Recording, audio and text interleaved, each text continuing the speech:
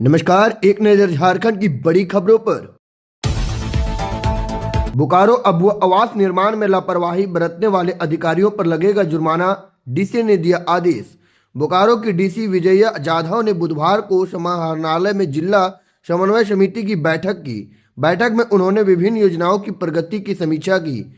समीक्षा के क्रम में बताया गया कि जिले में 152 आंगनबाड़ी केंद्रों में से 118 के भवन का निर्माण पूर्ण हो चुका, जबकि 34 का निर्माण जारी है। डीसी ने 31 जनवरी तक बाकी बचे आंगनबाड़ी केंद्रों का निर्माण पूरा करने का निर्देश दिया। डीसी ने मनरेगा के तहत निर्माणाधीन अबुआ आवास में स्वीकृति के विरुद्ध मास्टर रोल जनरेट की संख्या कम होने पर नाराजगी जताई। उन्होंने संबंधित प्रखंडों के बीडीओ को आवास स्वीकृति के अनुरूप मास्टर रोल जनरेट कर मानव दिवस सर्जित करने को कहा।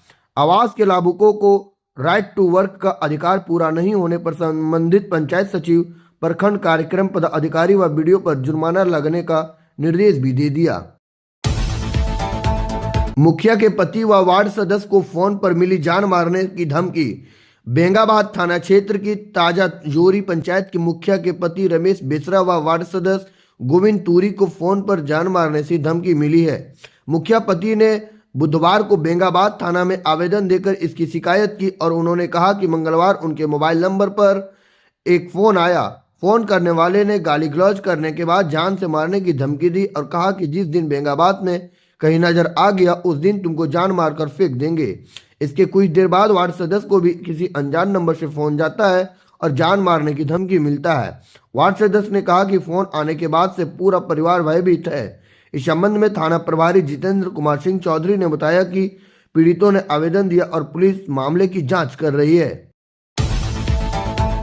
बाल अधिकारी संरक्षण आयोग की टीम ने किया कार्मेल स्कूल का दौरा। धनबाद से है खबर। धनबाद जिले के डिगवाडी स्थित कार्मेल स्कूल में छात्राओं के शर्ट उतारने का मामला ने तूल पकड़ लिया। झारखंड राज्य बाल अधिकारी संरक्षण आयोग टीम ने बुधवार को स्कूल पहुंचकर मामले की जांच की और टीम की लीडर रुचि कुजूर ने मीडिया से कहा कि छात्राओं और उनके अभिभावकों से इस मामले को लेकर बात हुई। जरूरी साक्ष्य भी इकट्ठा किए गए और स्कूल प्रबंधन से सीसीटीवी फुटेज की मांग की गई। उन्होंने कहा कि जिला प्रशासन की जांच रिपोर्ट की जानकारी अब तक नहीं मिली और आयोग अपनी स्वतंत्रता जांच करेगी और सभी पहलुओं पर विचार करने के बाद ही कोई निर्णय लेगा। वहीं पाशवा की टीम ने कहा कि किसी भी संस्था में अनुशासन का होना जरूरी है। अब तक की जांच में कोई विवादित प्रमाण नहीं मिला। उन्होंने अभिभावकों से स्कूल प्रबंधन के साथ सहयोग करने की अपील की और ताकि बच्चों के हित में इस मामले का समाधान हो सके। झारखंड में जारी है कोहरा और बादलों की है लुका छुपी। झारखंड के मौसम में उतार चढ़ाव बना हुआ है और पिछले 24 घंटे में राज्य में मौसम शुष्क रहा। बुधवार को रांची का अधिकतम तापमान 24.1 डिग्री सेल्सियस और न्यूनतम तापमान 10.4 डिग्री सेल्सियस रिकॉर्ड किया गया। मौसम विभाग के अनुसार अगले 4 दिनों तक सुबह में कोहरे और धुंध के साथ बादलों की लुका छिपी रहने का आसार है। ऐसे में गुरुवार को रांची का न्यूनतम तापमान 12 डिग्री व अधिकतम तापमान 24 डिग्री सेल्सियस रहने की संभावना है और मौसम विभाग के अनुसार मौसम शुष्क रहेगा। 11 लाख से ज्यादा लाभुकों को सितंबर 2024 से नहीं मिली पेंशन, अमर बावरी ने आवाज उठाया। पूर्व नेता प्रतिपक्ष अमर बावरी ने हेमंत सरकार पर निशाना साधा और सोशल मीडिया पोस्ट में लिखकर कहा कि हेमंत सरकार की नाकामी रही कि 11 लाख से ज्यादा लाभुकों को सितंबर 2024 से पेंशन नहीं मिला। झारखंड में पेंशन योजनाओं के लाभार्थियों को पिछले 4 महीने से पेंशन नहीं मिल रही और हर 3 महीने में उपयोगिता प्रमाण पत्र भेजने का नियम है, लेकिन समाज कल्याण विभाग की लापरवाही के कारण लाखों वृद्धा पेंशन, विधवा पेंशन, दिव्यांग लोगों को पेंशन से वंचित है। उन्होंने जनता के सवालों को भी सरकार के समक्ष रखा और इन सवालों में क्या 11.5 लाख से ज्यादा गरीब लोग और जरूरतमंद लोग सरकार की प्राथमिकता में नहीं है? क्यों समय पर प्रमाण पत्र भेजने में असफल रही सरकार और 100 करोड़ के फंड का उपयोग नहीं हो रहा? विनोबा भावे यूनिवर्सिटी ने रचा इतिहास। 1 लाख से ज्यादा विद्यार्थियों के डेटा का किया अपलोड। विनोबा भावे यूनिवर्सिटी ने 1,19,685 विद्यार्थियों के डेटा का अपलोड डिजिटल वर्ल्ड में एक नया कीर्तिमान रच दिया इतिहास। अब इस मामले में वह झारखंड में पहले पायदान पर आ गया है और विश्वविद्यालय के कुलपति प्रोफेसर पवन कुमार पोद्दार ने बताया कि विद्यार्थियों को हो रही असुविधा को देखते हुए विश्वविद्यालय ने इस दिशा में ठोस पहल की। अब विद्यार्थी डिजिलॉकर में जाकर भी अपने अंक पत्र और उपाधि डाउनलोड कर सकते हैं। यह कई कार्य नई शिक्षा नीति 2020 को धरातल पर लाने के उद्देश्य से किया गया और इसके तहत प्रत्येक विद्यार्थी का अनअकैडमी बैंक क्रेडिट का डिजिटल आईडी बनाया गया। मंत्री इरफान का अलग अंदाज, मेडिकल छात्रों के लिए की बड़ी पैरवी, कहा डॉक्टरवा कहाँ है, अब यह नहीं चलेगा। रांची रिम्स में ऑडिटोरियम में चल रहे एनुअल कल्चर फेस्ट क्लास में हेल्थ मिनिस्टर इरफान अंसारी अपने अनोखे अंदाज में अपनी बात रखी। उन्होंने मेडिकल छात्रों के लिए बड़ी पैरवी की और डायरेक्टर, सुप्रिटेंडेंट और डीन से कहा कि हमारे स्टूडेंट को तंग ना करें। उन्होंने कहा कि बहुत जल्द डॉक्टर्स के हित में कुछ बड़े फैसले लेने जा रहा हूं। उन्होंने डीन को निर्देश दिया कि वे मेडिकल छात्रों के साथ एक पिकनिक ऑर्गेनाइज करे और इसका सारा खर्च वह व्यक्तिगत तौर पर वहन करे। इरफान ने कहा कि मैं आपके बीच एक डॉक्टर हूं, कभी आपकी तरह तालियां बजाया करता था। उन्होंने कहा कि कुछ लोग हमारे प्रोफेसर को बदनाम करते और डॉक्टरवा कहाँ है, यह भाषा नहीं चलेगी, इससे बाज आना होगा। दुलाल भुइयां फिर भाजपा में होंगे शामिल। पूर्व मंत्री दुलाल भुइयां जो झामुमो, भाजपा झामुमो और कांग्रेस में रह चुके हैं, जल्द ही फिर से एक बार फिर भाजपा का दामन थामने वाले हैं। वे झामुमो से नाराज चल रहे हैं और उनका कहना है कि दिसोम गुरु शिबू सोरेन के वक्त पार्टी में कार्यकर्ताओं की इज्जत की जाती थी, लेकिन अब उन्हें दरकिनार किया जा रहा।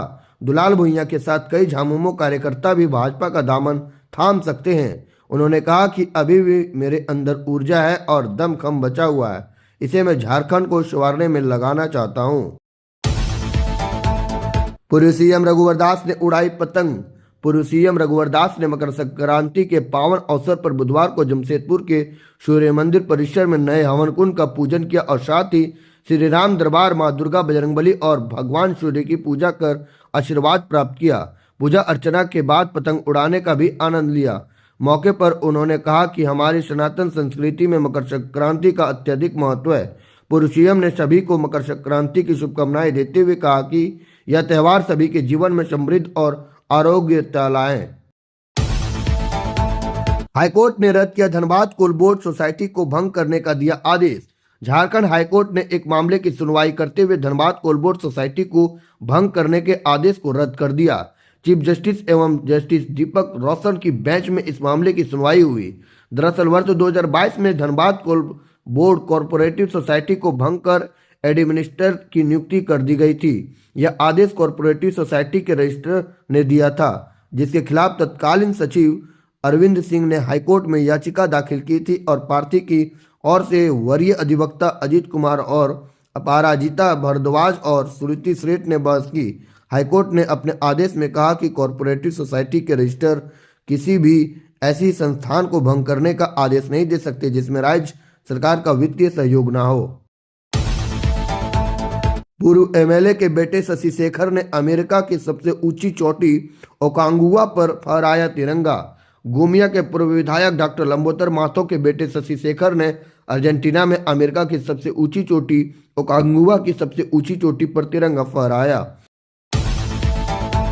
नक्सलवाद को लेकर डीजीपी करेंगे समीक्षा बैठक, कई महत्वपूर्ण मुद्दों पर होगी चर्चा।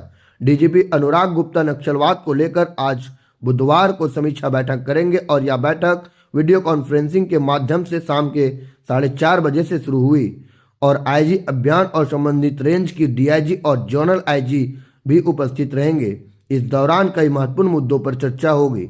समीक्षा बैठक में रांची, धनबाद, चाईबासा, सरायकेला, खुट्टी, गुमला, लातेहार, गढ़वा, पलामू, बोकारो, चतरा, हजारीबाग, रामगढ़, गिरिडीह, सिमडेगा और लोहरदगा जिले के एसपी शामिल होंगे। और झारखंड में नक्सलवाद के खिलाफ चलाए जा रहे अभियान को और अधिक प्रभावी बनाने के लिए झारखंड पुलिस मुख्यालय ने एक नई रणनीति अपनाई और राज्य के पुलिस महानिदेशक अनुराग गुप्ता अब हर हफ्ते 16 जिलों के पुलिस अधीक्षकों एसपी की समीक्षा के साथ बैठक करेंगे। इस बैठक में नक्सलवाद विरोधी अभियान की समीक्षा की जाएगी। गैंगस्टर अमन सिंह की जेल में हत्या करने वाले विकास और चंदन को हाईकोर्ट से बेल। गैंगस्टर अमन सिंह की धनबाद जेल में हत्या करने के मुख्य आरोपी विकास बजरंगी उर्फ विकास कुमार और चंदन कुमार यादव और ब्रजेश यादव को हाईकोर्ट ने बेल दे दी। विकास बजरंगी उर्फ विकास कुमार और चंदन कुमार यादव उर्फ ब्रजेश यादव की ओर से दाखिल जमानत याचिका पर बुधवार को हाईकोर्ट में सुनवाई हुई। सुनवाई के बाद न्यायाधीश जस्टिस अंबुजनाथ की कोर्ट ने दोनों को 25-25 हजार के 2 बेल बांड जमा करने की शर्त पर बेल दे दी।